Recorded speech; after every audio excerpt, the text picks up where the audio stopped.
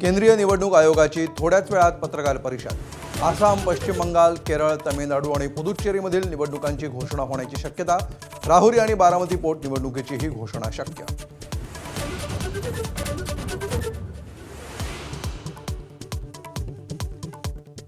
बारामतीची पोटनिवडणूक बिनविरोध होण्याची शक्यता। सुनेत्रा पवारांविरोधात उमेदवार न देण्याचा पवारांच्या राष्ट्रवादीचा निर्णय।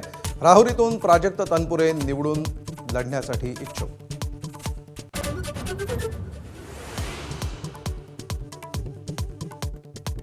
बारामती आणि राहुरीची पोटनिवडणूक बिनविरोध करण्याचा प्रयत्न। निवडणूक लादली तर लढण्याची तयारी।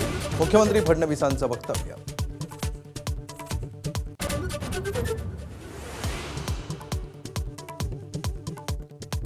मुंबईतील कफ परेडमध्ये समुद्राजवळ बांधण्यात येणाऱ्या संरक्षक भिंतीवरून वाद।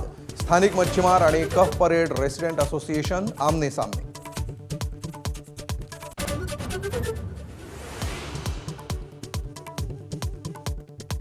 सिलेंडर पाठोपाठ व्यावसायिक वापराच्या पाईप गॅस पुरवठ्यातही कपात जाहीर। हॉटेलांचा पुरवठा 20% तर उद्योगांच्या पुरवठ्यामध्ये 50% कपात। घरगुती ग्राहकांवर सध्या तरी संकट नाही।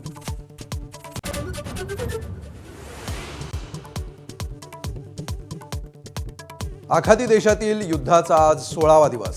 युद्ध संपण्याचे अजूनही कोणतेही संकेत नाहीत। अमेरिका, इस्रायल आणि इराणचे एकमेकांवर हल्ले प्रतिहल्ले सुरूच।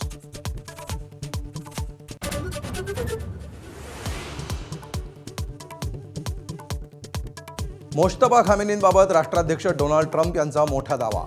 इराणचे सर्वोच्च नेते जिवंत नाहीत। जिवंत असतील तर शरणागती पत्करावी, ट्रम्प यांचा इशारा।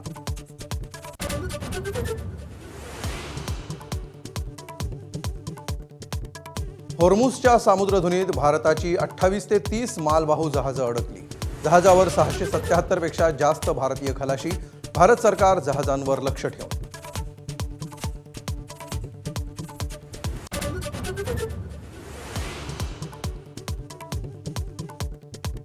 युद्धाची झळ आता बुलढाण्यातील बिस्किट उत्पादनाला। गॅस टंचाईमुळे पार्लेजी बिस्किट उत्पादन 4 दिवसांपासून ठप्प। 500 कामगारांच्या रोजगाराचा प्रश्नही ऐरणीवर। एबीपी माझा, उघडा डोळे बघा नीट।